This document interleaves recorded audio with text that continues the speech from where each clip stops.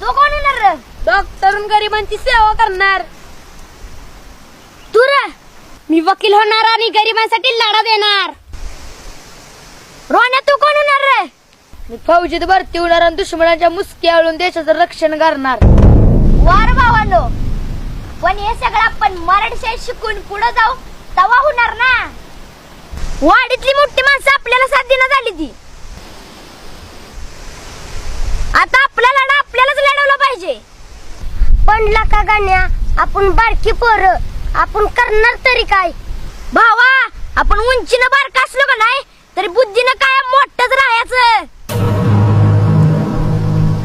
आपली मराठी शाळा म्हणजे नुसती शाळा नाही, तर आपल्या मराठी भाषेचा पाया आहे.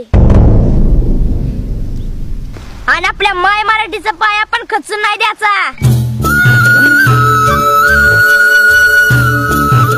अरे आपल्या मराठी शाळेनं लय जणांनी मोठं केलं, पण आता आपल्या शाळेलाच मोठं करायची वेळ आली. आपण आजपर्यंत वया, पुस्तक, कपडे याच्यासाठी हात धरला, पण आपण आता आपल्या ज्ञान मंदिरासाठी हात धरायचा. वाडीतल्या माणसांनी दाखल्यासाठी केलेला अर्ज माग्याला भाग पाडायचं. मॉम, मम्मी, मम्मा अशा 3-4 आया नाही ते आपल्याला. अरे आपली मराठी मातृभाषा ही आपली आई आहे आणि आई एकच असती. गण्या भावा, बरोबर बोलतोस तू. बोल हरण हरण हरण. सर, वाडीतल्या सर्व पालकांनी दाखल्यासाठी केलेले अर्ज माघारी घेतलेत. काय?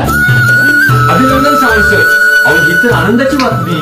म्हणजे आपल्या गावातील पालकांना मराठी शाळेचं महत्व लक्षात आलं म्हणायचं. हा.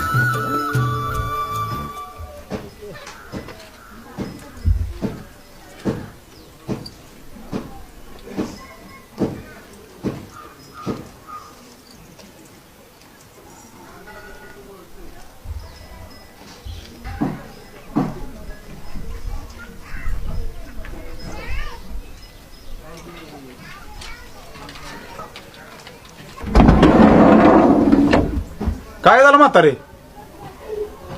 बसवी ना तुला गाडीत? नाही बाबा बसवीत. माझा ना तुम्हाला इसरत पण मराठी शाळेला इसरत नाही. जाते मी. तुझा